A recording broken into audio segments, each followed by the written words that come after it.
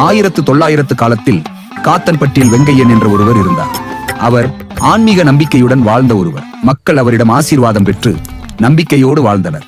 ஒரு நாள் மக்கள் பயந்து போய் இருந்தார்கள். ஊருக்கு வெளியே ஒரு மரத்தருகே இரவு முழுக்க சலங்கை சத்தம் கேட்கிறது என்றனர். வெங்கையன் மறுநாள் அந்த மரத்தருகே சென்றார். மூடுபனியில் சலங்கை சத்தம் கேட்கிறது. திடீரென ஒரு உருவம் தோன்றுகிறது.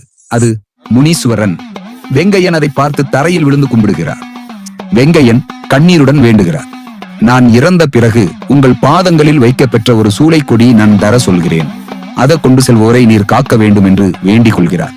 அதற்கு முனீஸ்வரன் அதை கொண்டு செல்லும் போது கெட்ட ஆவிகள் பின்தொடர வாய்ப்புண்டு, பத்திரமா கொண்டு செல்ல வேண்டும் என்று சொல்கிறாரு.